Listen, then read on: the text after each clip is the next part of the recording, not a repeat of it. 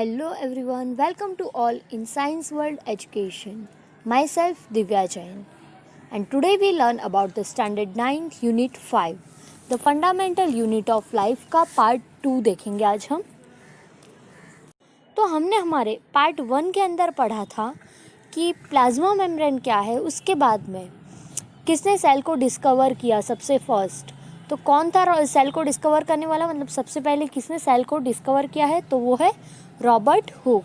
उसके बाद में हमने देखा था 1 मार्कर क्वेश्चन के अंदर कि रॉबर्ट ब्राउन ने न्यूक्लियस डिस्कवर किया था, मतलब उन्होंने न्यूक्लियस को देखा था।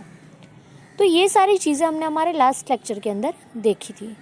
उसके बाद में हमने कॉन्सेंट्रेशन के बेस पे 3 सॉल्यूशंस के बारे में जानकारी ली थी। कौन कौन से 3 सॉल्यूशंस थे, तो वो तीनों solutions hypertonic solution, hypotonic solution and isotonic solution थे।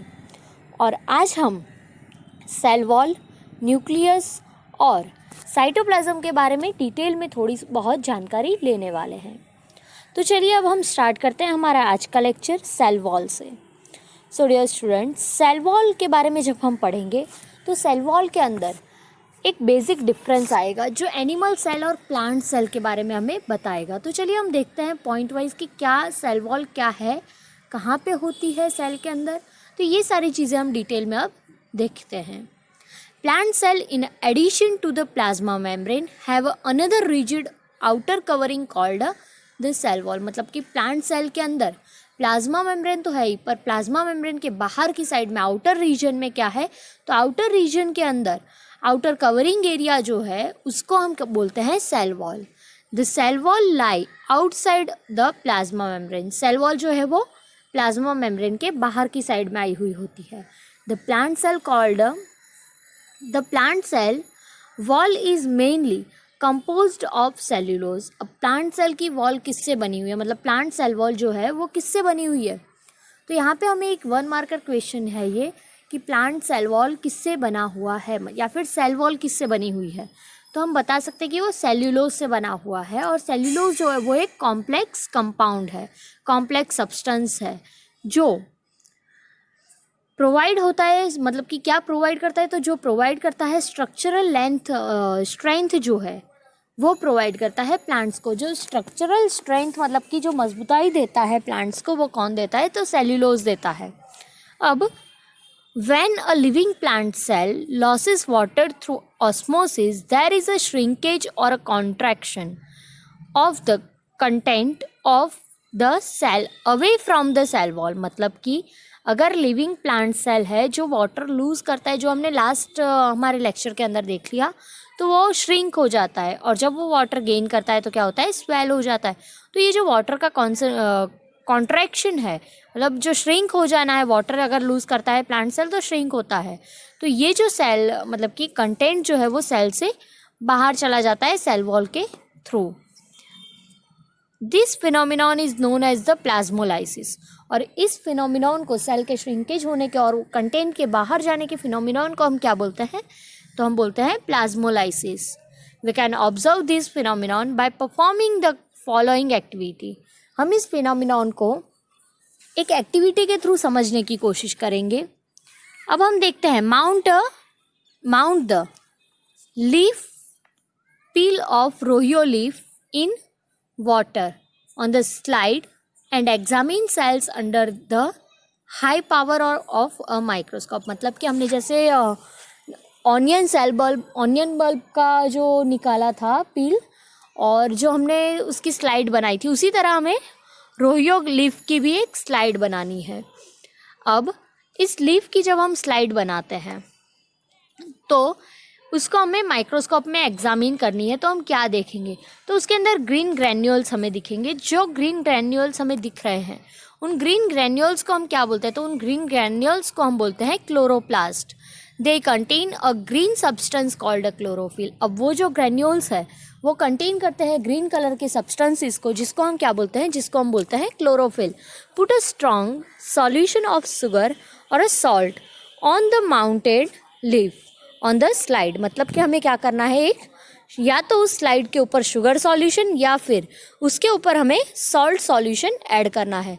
तो जिससे हमें क्या देखने मिलेगा, जिसकी वजह से हमें देखने मिलेगा कि जब हम उसके अंदर सॉल्ट सॉल्यूशन ऐड करते हैं, उस स्लाइड के ऊपर 1 ड्रॉप सॉल्ट सॉल्यूशन जब डालते हैं, तो हमें ये देखने मिलेगा कि जो सॉल्ट सॉल्यूशन डालने की वजह से जो सेल है वो क्या हो जाएंगे, सेल श्रिंक हो जाएंगे, मतलब कि वो अपना कंटेंट, अपना वाटर लॉस करेंगे, जिसकी वजह से वो श्रिंक हो जाते हैं।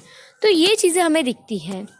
Now wait for a minute and observe under the microscope, what do we see, हम लोग क्या देखते हैं।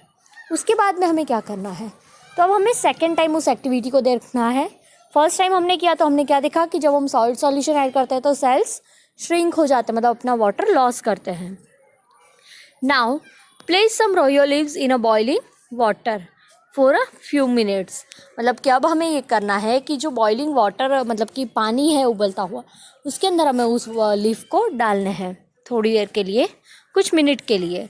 उसके बाद में दिस किल्स द सेल, जो किल्स को मतलब सेल को किल करता है। Then mount 1 leaf on a slide and observe it, उसके बाद में हमने क्या करना है, तो उस एक लीफ को लेके हमें ऑब्जर्व करना है under the microscope. Put a strong solution of sugar और salt on the mounted leaf on the slide, तो हमें क्या करना है, अब हमें स्ट्रॉन्ग सॉल्यूशन ऐड करना है, जो सॉल्ट का और शुगर का था वही same. Wait for a minute and observe it again, what do we find, मतलब कि हमें 1 मिनट वेट करना है और हमें क्या मिलता है वो हमें ऑब्जर्व करना है। तो हमें ये दिखेगा यहाँ पे कि जब हम it appears that only living cell, मतलब कि ये जो प्रोसेस है, जो हमें ऑस्मोसिस प्रोसेस दिखती है, तो सेकेंड टाइम जब हमने ऐड किया था सॉल्यूशन तो क्या हुआ था कि सेकेंड टाइम हमें सेल्स जो बॉईल किए थे उसकी वजह से जो सेल्स है वो क्या कर रहा है, वाटर गेन कर रहे हैं। तो ये जो प्रोसेस है वो ओनली फॉर लिविंग सेल्स के अंदर होती है, ये प्रोसेस कभी भी डेड सेल के अंदर नहीं होती। मतलब ऑस्मोसिस प्रोसेस बोलते हैं हम इस प्रोसेस को। Cell wall permit the cells of plant, fungi and bacteria to withstand very dilute hypotonic external media without bursting, मतलब कि एक्सटर्नल मीडिया से जो हाइपोटोनिक सॉल्यूशन है वो परमिट करता है कि सेल जो वाटर है उसको गेन करे, मतलब वाटर को गेन करने की परमिशन हाइपोटोनिक सॉल्यूशन से मिलती है उनको। और फिर जो सेल वॉल के थ्रू, मतलब ब्रस्ट हुए बिना ही वो, मतलब सेल जो है वो ब्रस्ट नहीं होता और ऐसे ही वो गेन कर लेता है वाटर को। उसके बाद में in such a media the cell tend to take up water by osmosis, और कुछ मीडिया में क्या होता है कि सेल जो है वो ऑस्मोसिस प्रोसेस के थ्रू वाटर को गेन करता है। The cell swells building up pressure against the cell wall, मतलब कि सेल जो है वो एक प्रेशर बिल्ड करता है और एकदम से स्वेल हो जाता है। किस प्रोसेस के थ्रू, तो ये प्रोसेस है osmosis process. The wall exert an equal pressure against the swollen cell, मतलब कि जो स्वॉलन सेल है उसके अगेंस्ट जो वॉल है वो इक्वल प्रेशर कंसिस्ट करती है। मतलब कि जो सेल वॉल है, अभी हम एक बलून का एग्जांपल लें, अगर बलून के अंदर हम हवा भरते हैं तो हम जितनी हवा भरते हैं उतनी भरती तो है, बट एक स्टेज ऐसा आता है कि जहाँ पे वो फूट जाता है, जहाँ पे बलून जो है, मतलब उसकी जो वॉल है वो भी प्रेशर करेगी। और अगर हम उस बलून को फुलाना छोड़ देंगे, मतलब कि उसको खुला छोड़ देंगे, तो क्या होगी, वो वॉल उसको प्रेशर करके एकदम से हवा को निकालने की कोशिश करेगी। तो सेम एज अ यहाँ पे भी वो स्वॉलन सेल क्या करता है, मतलब वो जो वॉल्स है वो इक्वल प्रेशर जनरेट करती है। Because of their walls such a cell can withstood much greater changes in the surrounding medium and then animal cell, मतलब कि आसपास के जो सेल है एनिमल सेल के अंदर क्या होता है, तो एनिमल सेल के अंदर इसकी वजह से बहुत ही बड़ा चेंज आता है। तो अब हम देखते हैं न्यूक्लियस के बारे में। तो न्यूक्लियस क्या है, न्यूक्लियस जो है वो मेन सेंटर पॉइंट है सेल का। न्यूक्लियस के अंदर हमें एक एग्जाम्पल जो हमने लास्ट लेक्चर के अंदर लिया था ऑनियन बल्ब का, तो सेम एग्जाम्पल हमें यहाँ पे देखना है कि जब हमने ऑनियन बल्ब का एग्जाम्पल लिया था, वो जो पील हमने ली थी, रिमूव की थी और फिर उस पील को हमने देखा था, तो उस पील के अंदर हमने क्या देखा था, तो हम लोगों ने टेम्परवरी माउंट जो है ऑनियन पील का वो लेके देखा था, जिसके अंदर हमने आयोडीन सॉल्यूशन डाला था। तो आयोडीन सॉल्यूशन हमने क्यों डाला था? तो आयोडीन सॉल्यूशन हमने इसलिए डाला था कि जो वॉल्स है और जो सेंटर पॉइंट मतलब कि न्यूक्लियस है वो क्या करे, उस स्ट्रेन को मतलब ऑब्जर्व करे।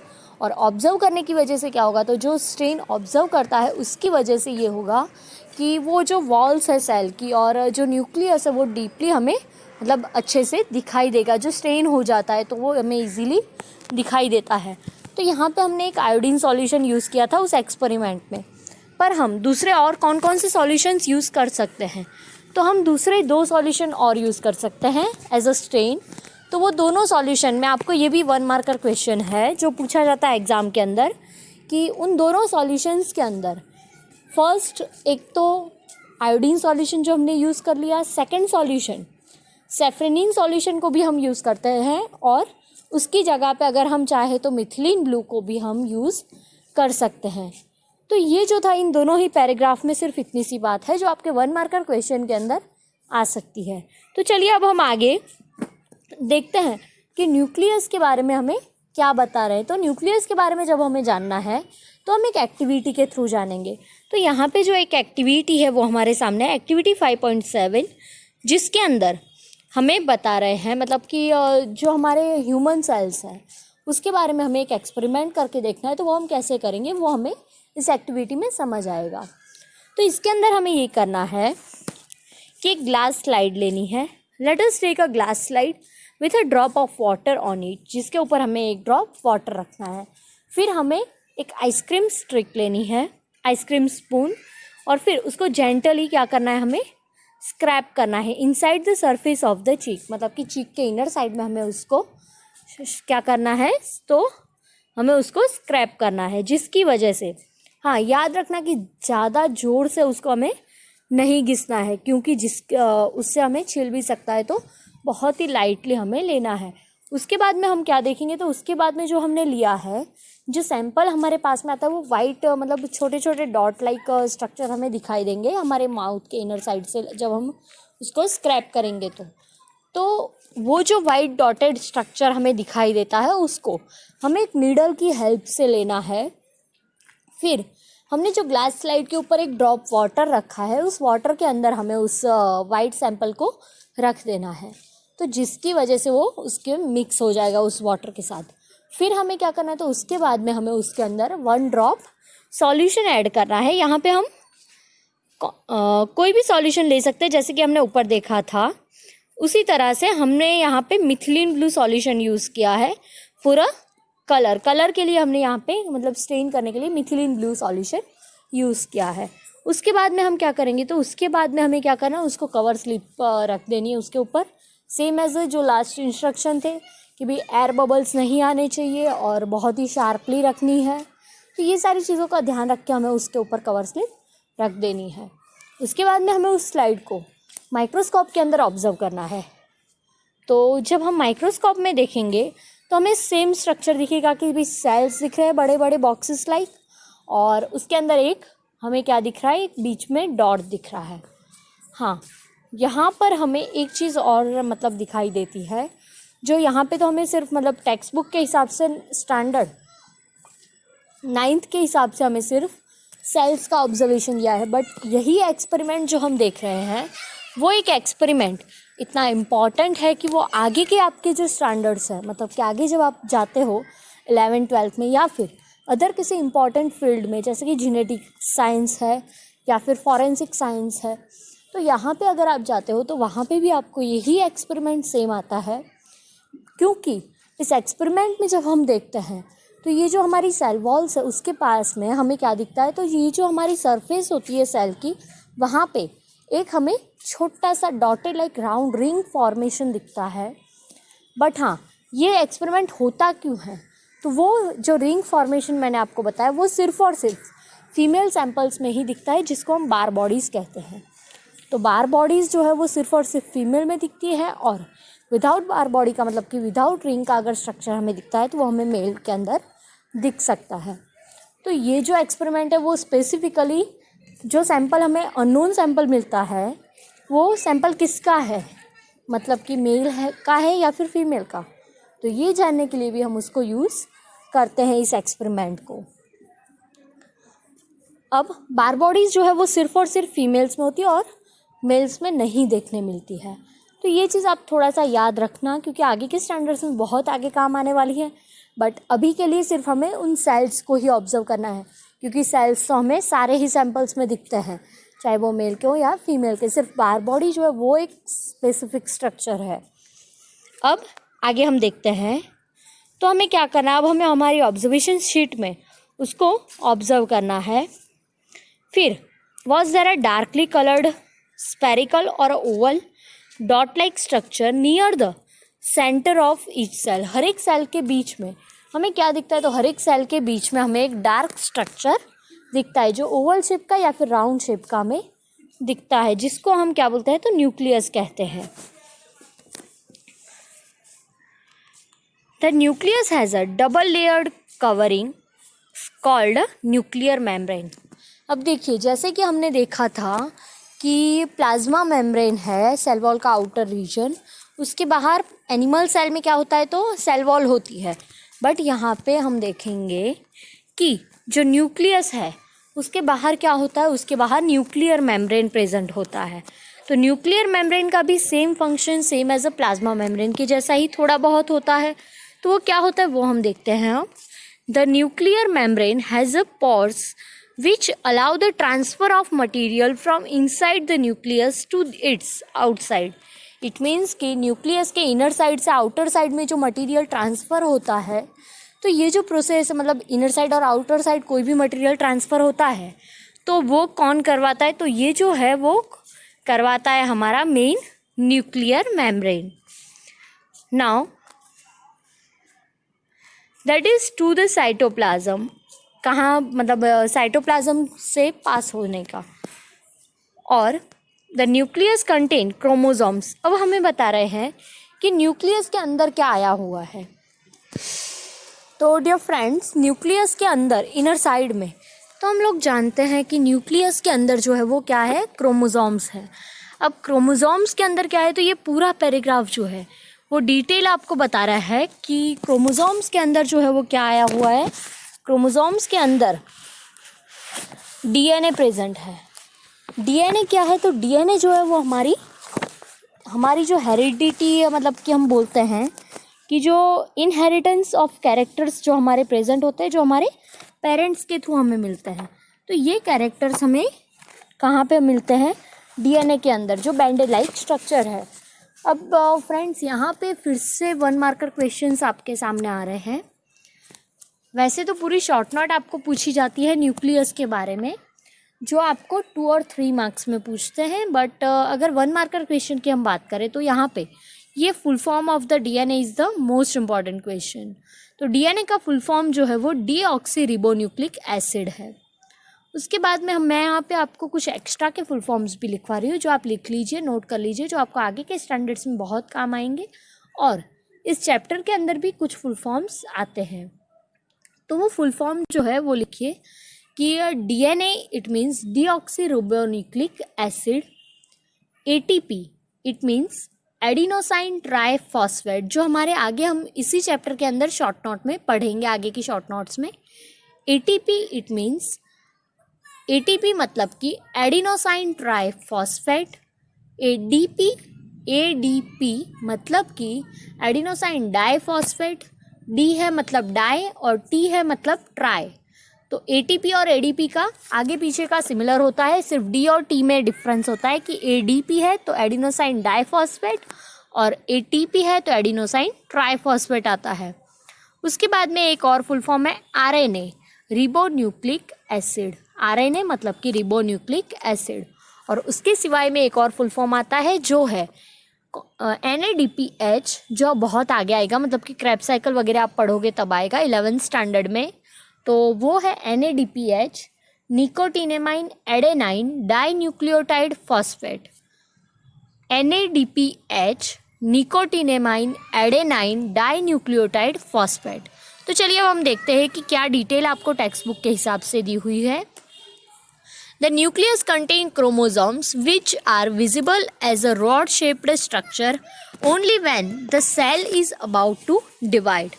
मतलब कि न्यूक्लियस जो है वो क्रोमोसोम्स कंटेन करते हैं जो विजिबल रॉड शेप स्ट्रक्चर है, जो ओनली मतलब कि ये सिर्फ और सिर्फ सेल को डिवाइड करते टाइम हमें उसमें प्रेजेंट होते हैं, मतलब ऑल टाइम प्रेजेंट होता है, ऐसा नहीं है कि सिर्फ डिवाइडेशन के टाइम पे प्रेजेंट हो। ये जो स्ट्रक्चर है वो सेल को डिवाइड करने में हेल्प करते हैं। फिर chromosomes contain information for inheritance of characters from the parents to next generation in the form of DNA deoxyribonucleic acid molecules. मतलब कि जो डीएनए है वो हमारी इनहेरिटेंस कैरेक्टरिस्टिक रखता है, जो आगे जाके जब वो डिवाइड होता है सेल तो पेरेंट से नेक्स्ट जनरेशन में इनहेरिटेड कैरेक्टरिस्टिक को पास ऑन करने में हेल्प करता है। DNA molecules contain the information necessary for constructing the organizing cells. मतलब कि डीएनए जो है वो ज़रूरी है, जो हमारे सेल को कंस्ट्रक्शन के टाइम पे हेल्पफुल रहता है। Chromatin material is visible as a extensive mass of thread like structure. मतलब कि जब सिंपल सी चीज़ है ये, जब सेल डिवाइड होता है तो क्या होता है कि सेल जब डिवाइड होता है तब जो थ्रेड लाइक स्ट्रक्चर्स हमें दिखते हैं, तो उन थ्रेड लाइक स्ट्रक्चर्स में हमें ये इजीली विजिबल होता है। Now whenever the cell is about to divide, the chromatin material get organized into chromosomes। तो क्रोमेटिन मटेरियल जो वो ही क्रोमोसोम्स बनाता है जब सेल डिवीज़न होता है। Now the nucleus play a central role in a cellular reproduction. Cellular reproduction में nucleus जो है वो मेन सेंटर रोल करता है। The process by which a single cell divide and from a two new cells, मतलब कि ये जो प्रोसेस है वो सिंगल सेल से दो अलग अलग न्यू सेल्स बनने की प्रोसेस है। It also play a crucial part along with the environment. मतलब कि एक बहुत ही क्रूशियल पार्ट है एनवायरनमेंट के साथ में सेल के लिए। The determining the way the cell will develop and what form it exhibit at a maturity by directing the chemical activities of the cell. मतलब कि जो केमिकल एक्टिविटीज़ है सेल की, उसके लिए बहुत ही ज़्यादा इम्पॉर्टेंट है। अब यहाँ पे अगर हम बात करें तो यहाँ पे अब हमें जो आ रहा है नेक्स्ट पॉइंट और नेक्स्ट पैराग्राफ्स, तो ये दोनों ही पैराग्राफ इम्पॉर्टेंट है जो हम एक डिफरेंस के फॉर्मेशन में देखेंगे, जिसको हम प्रोकैरियोटिक और यूकैरियोटिक के डिफरेंस को हम बोल सकते हैं। 3 डिफरेंस मेन इंपॉर्टेंट है यहाँ पे। 3 कौन कौन से हैं? तो first one is the multicellular और यूनिसेलुलर ऑर्गेनिज्म का, जो हमने लास्ट लेक्चर में पढ़ा। सेकंड जो हम पढ़ने वाले हैं कि प्रोकैरियोटिक और यूकैरियोटिक सेल्स का, और एक और डिफरेंस हमें पढ़ना है इसी चैप्टर, मतलब अभी इसी लेक्चर के अंदर, जो प्लांट सेल और एनिमल सेल के बीच का है। तो चलिए अब हम देखते हैं पहले हमारा फर्स्ट डिफरेंस इस मतलब नेक्स्ट कि प्रोकैरियोटिक और यूकैरियोटिक का डिफरेंस क्या है। तो वो हम डिटेल देख लेते हैं, बट इस पैराग्राफ के थ्रू नहीं, सेम एज हमें यहाँ पे एक डिफरेंस फॉर्मेशन दिया है, वहाँ पे हम देखते हैं इसको कि प्रोकैरियोटिक और यूकैरियोटिक सेल्स है क्या और इनके बीच में डिफरेंस क्या है। तो जो प्रोकैरियोटिक और यूकैरियोटिक सेल्स है, इन दोनों के बीच में जो प्रोकैरियोटिक सेल है उसकी साइज़ जनरली छोटी होती है, जो 1 mm से 10⁻⁻6 मीटर, मतलब कि 1 से 10 mm तक की उनकी साइज़ होती है। यूकैरियोटिक सेल्स जो है वो जनरली साइज़ में लार्ज होते हैं, बड़े होते हैं, और 5 to 100 mm जितनी उनकी साइज़ होती है। उसके बाद में जो सेकंड है न्यूक्लियस, तो प्रोकैरियोटिक सेल्स में न्यूक्लियस ट्रू न्यूक्लियस नहीं होता, no true nucleus, single chromosome nuclear membrane is absent. Chromosomes भी सिंगल होते हैं और न्यूक्लियर मेम्ब्रेन एब्सेंट होती है, इसलिए हम इसको क्या बोलते हैं, न्यूक्लियोइड्स बोलते हैं, एंड नोन एज न्यूक्लियोइड्स, क्योंकि न्यूक्लियर मेम्ब्रेन एब्सेंट है।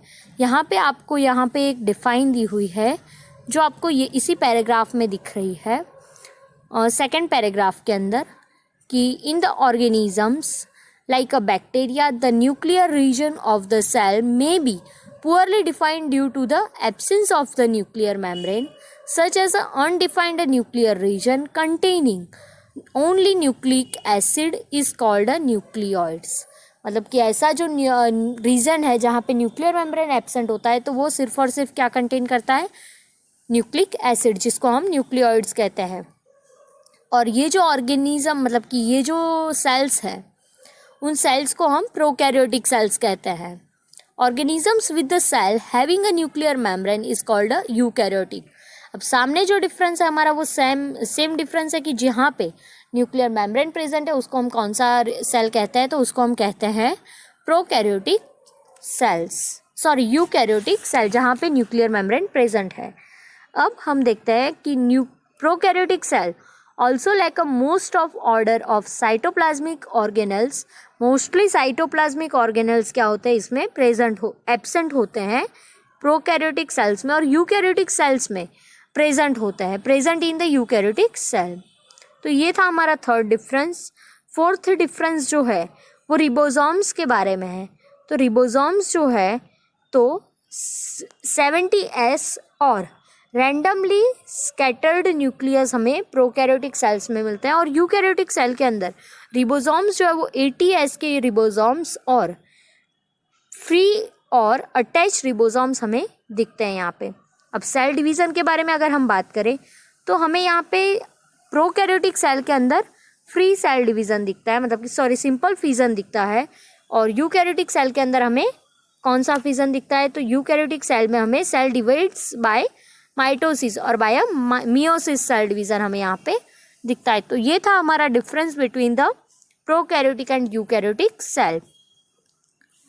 अब हम देखते हैं साइटोप्लाज्म के बारे में। तो साइटोप्लाज्म क्या है, तो साइटोप्लाज्म जो है वो मोस्ट इम्पॉर्टेंट है, क्योंकि सेल वॉल जब हमने जो एक्सपेरिमेंट देखा था तो उस एक्सपेरिमेंट के अंदर हमने देखा था कि जो सेल वॉल की बाउंड्री है, मतलब प्लाज्मा मेम्ब्रेन की बाउंड्री जो हमें दिखती है और न्यूक्लियस जो हमें दिखता है, इन दोनों के बीच में बहुत ही लाइटली स्टेन पार्ट हमें दिखता है, जिसको हम क्या बोलते हैं, it is called a cytoplasm. इस रीजन को हम बोलते हैं साइटोप्लाज्म रीजन। अब साइटोप्लाज्म जो है, cytoplasm is the fluid content inside the plasma membrane. ऐसा फ्लूइड है जो प्लाज्मा मेम्ब्रेन के इनर साइड में कंटेन करता है। It also contain a many specialised cell organelles, जो बहुत सारे ऐसे स्पेशलाइज्ड सेल ऑर्गेनल्स कंटेन करता है। Each of the cell organelles perform a specific function for the cell, और ये हर एक सेल ऑर्गेनल्स एक स्पेसिफिक फंक्शन परफॉर्म करता है। और cell organelles are enclosed by cell membrane, जो सेल ऑर्गेनल्स है वो सेल मेम्ब्रेन के थ्रू एंक्लोज होते हैं। In prokaryotes beside the absence of a defined nuclear region, मतलब प्रोकैरियोटिक सेल में जो एब्सेंस होती है डिफाइंड न्यूक्लियर रीजन की, और the membrane bounded by cell organelles, यहाँ पे जो मेम्ब्रेन होते हैं वो सेल ऑर्गेनल से बाउंड करते हैं, आर ऑल्सो एब्सेंट, ये भी एब्सेंट होता है। मतलब कि जहाँ पे न्यूक्लियर रीजन में एब्सेंट होता है तो वहीं पे सेल ऑर्गेनल्स भी एब्सेंट होते हैं। ये हमने देख लिया कि जो डिफरेंस था उसके अंदर हमने देखा। ऑन द अदर हैंड, मतलब कि हमने प्रोकैरियोटिक सेल में देखा था कि न्यूक्लियर रीजन भी एब्सेंट है और सेल ऑर्गेनल्स भी एब्सेंट है। और यूकैरियोटिक सेल में हमने क्या देखा था, तो यूकैरियोटिक सेल में हमने ये देखा था कि जो न्यूक्लियर मेम्ब्रेन है वो भी प्रेजेंट है और सेल ऑर्गेनल्स भी उसके अंदर प्रेजेंट है। The significance of the membrane can be illustrate with the example of virus. अब इसको जो है हम इजीली एक इजी फॉर्मेशन में एक वायरस के एग्जाम्पल से समझेंगे। जो वायरस है वो सेल वॉल कंटेन नहीं करता। अब जब सेल वॉल मतलब कि प्लाज्मा मेम्ब्रेन कंटेन नहीं करता, जब सेल वॉल कंटेन नहीं करता, न्यूक्लियर मेम्ब्रेन कंटेन नहीं करता, तो क्या होता है, जो वायरस है वो एनवायरनमेंट के अंदर इनएक्टिव फॉर्मेशन में प्रेजेंट होता है। बट जब यही वायरस हमारी बॉडी के कांटेक्ट में आता है तो क्या करता है, जैसे ही वो हमारी बॉडी के कांटेक्ट में आता है वो क्या हो जाता है, एक्टिव हो जाता है। और इनएक्टिव फॉर्मेशन में जब रहता है तो वो रेप्लिकेट नहीं करता, मतलब कि अपने अंदर बढ़ोतरी नहीं करता है। बट जब हमारी बॉडी के अंदर आ जाता है, जब हमारी बॉडी के कांटेक्ट में आता है तो क्या हो जाता है, बार बार डिवाइड होना रैपिडली स्टार्ट कर देता है और जल्दी से जल्दी डिवाइड करता है, तो जिसकी वजह से वो हमें डिजीज़ कंटेन कर सकता है। तो ये हमने देखा कि सेल और साइटोप्लाज्म क्या है। तो इसके बाद हम देखेंगे कि प्लांट सेल और एनिमल सेल का डिफरेंस क्या है, जो मैंने आपको बात की कि हम देखने वाले हैं। तो वो अब हम देखते हैं कि plant cell and animal cell के बीच का डिफरेंस क्या है। तो यहाँ पे जो है हम देख रहे हैं प्लांट सेल और एनिमल सेल के बीच का डिफरेंस, जहाँ पे हम एज अ साइज़ अगर देखें तो हम सिंपली देख सकते हैं कि जो साइज़ है तो प्लांट सेल की साइज़ बड़ी है और एनिमल सेल की जो साइज़ है वो छोटी है। तो हम बोल सकते हैं कि plant cells are larger than the animal cell. Plant cell जो है वो एनिमल सेल से लार्ज है, मतलब बड़े हैं, और जो एनिमल सेल है वो क्या है, तो वो smaller than the plant cell से छोटे हैं। उसके बाद में जो एनिमल सेल है उसके अंदर सेल वॉल एब्सेंट है, तो cell wall is absent in animal cell and in the plant cell wall are present. Then in the plant animal cell plastids are absent. Animal cell के अंदर plastids क्या है, absent है, और plant cell के अंदर प्लास्टिड्स प्रेजेंट है। उसके सिवाय आप देख रहे हो एक बड़ा सा जो पार्ट है प्लांट सेल के अंदर, जो बड़ा सा सर्कल जैसा आपको दिख रहा है, सर्कल मतलब कि एक जो बड़ा सा, मतलब जिसका कोई शेप ही नहीं है वैसे तो वो जो आपको बड़ा सा पार्ट दिख रहा है येलो कलर का, तो ये जो पार्ट है ये वैक्यूल है। तो ये जो वैक्यूल्स है वो प्रेजेंट होते हैं प्लांट सेल के अंदर और बहुत ही बड़ी साइज़ के होते हैं। जो वैक्यूल्स एनिमल सेल में स्मॉल साइज़ के होते हैं और बहुत ही लेस नंबर, मतलब कि कम नंबर्स में प्रेजेंट होते हैं एनिमल सेल में। अब एनिमल सेल्स में सेंट्रियोल्स प्रेजेंट होते हैं, जबकि प्लांट सेल के अंदर सेंट्रियोल्स क्या होते हैं, एब्सेंट होते हैं। तो ये था हमारा difference between the plant cell and the animal cell. अब हम हमारे नेक्स्ट लेक्चर के अंदर डिटेल में सेल ऑर्गेनेल्स के बारे में जानेंगे। याद रखना फ्रेंड्स, यहाँ पे जो अब हम पढ़ रहे हैं वो मोस्ट इम्पॉर्टेंट थिंग्स है, और अब जो मैं आपको पढ़ाने वाली हूँ नेक्स्ट लेक्चर में वो आपको हर एक टॉपिक एक शॉर्ट नोट के जैसे आपको 2 और 3 मार्क्स के अंदर पूछा जाने वाला मेन क्वेश्चन होगा। तो हमारा नेक्स्ट वीडियो आप बहुत ही ज़्यादा ध्यान से देखिएगा। आज का वीडियो देखने के लिए थैंक यू एवरीवन।